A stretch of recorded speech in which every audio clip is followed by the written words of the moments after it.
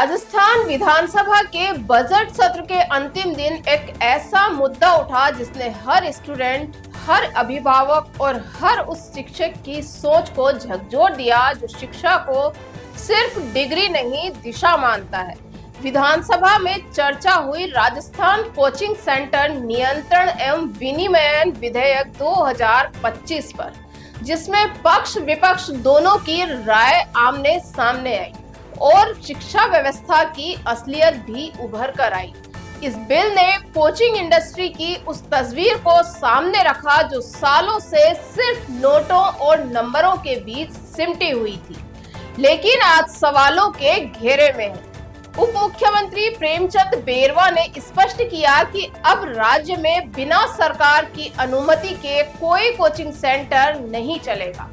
प्रत्येक जिले में जिला कलेक्टर की अध्यक्षता में एक समिति बनाई जाएगी जो कोचिंग संस्थानों की गुणवत्ता, संरचना और कार्य प्रणाली पर नजर रखेगी। यह बिल कोचिंग को कारोबार बनने से रोकने और छात्रों को मानसिक दबाव से मुक्त करने की एक कोशिश है।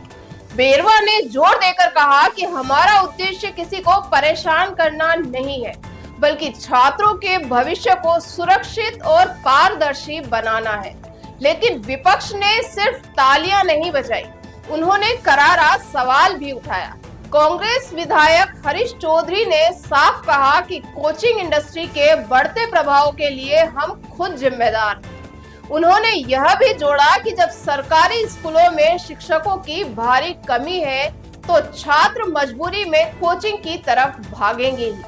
चौधरी ने सरकार से 100 करोड़ रुपए परीक्षा प्रणाली में सुधार के लिए खर्च करने की मांग की, ताकि बच्चों की मूलभूत शिक्षा मजबूत हो सके और कोचिंग उनकी मजबूरी न बने।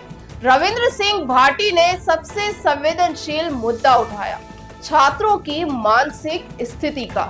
उन्होंने बताया कि आज के समय में 10,000 छात्रों में से मुश्किल से 100 को ही सफलता मिलती है, लेकिन बाकी बचे 9,900 छात्रों पर जो मानसिक बोझ पड़ता है उसकी चिंता कौन करता है।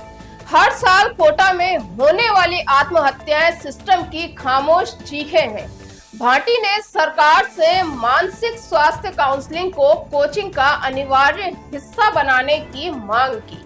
आज राजस्थान की कोचिंग इंडस्ट्री 25,000 करोड़ रुपए का बाजार बन चुकी है, लेकिन इसका लाभ किसे मिल रहा है? कोचिंग संस्थान, टॉपर्स की तस्वीरें या वह सिस्टम जो छात्रों को रैंक मशीन बनाने में जुटा है। बच्चों की उम्र रचनात्मकता की होनी चाहिए, न कि टेस्ट सीरीज की। परीक्षा प्रणाली ऐसी हो गई है कि अब शिक्षा रटंत विद्या और मेरिट की दौड़ में उलझ गई है और इससे बाहर निकलने का रास्ता सरकार को दिखाना होगा। इस विधेयक के जरिए अगर वाकई सुधार की कोशिश हो रही है तो यह सिर्फ कोचिंग की दीवारों के भीतर नहीं रुके, बल्कि स्कूलों की जड़ों तक पहुंचे। हर सरकारी स्कूल में विषयवार शिक्षक हो, स्मार्ट क्लासेस हो और वहां पढ़ाई की गुणवत्ता ऐसी हो कि छात्र कोचिंग का मोहताज न रहे। साथ ही कोचिंग संस्थानों की फीस पर नियंत्रण हो, पेरेंट्स को पारदर्शी जानकारी दी जाए और संस्थानों को मनमाने नियमों से रोका जाए। एक और अहम बात, अब वक्त आ गया है कि कोचिंग को सिर्फ परीक्षा पास करने की फैक्ट्री नहीं बल्कि सपनों को समझने वाली संस्था बनाया जाए।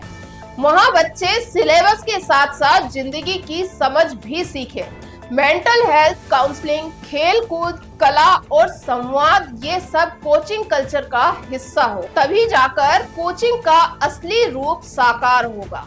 कुल मिलाकर यह विधेयक एक बेहद जरूरी शुरुआत है, लेकिन इसे केवल कागज तक सीमित रख देने से कोई फायदा नहीं होगा। अगर वाकई सरकार ईमानदार है तो उसे इस बिल को एक आंदोलन की तरह लागू करना होगा। शिक्षा को प्रतियोगिता नहीं, प्रेरणा से जोड़ना होगा।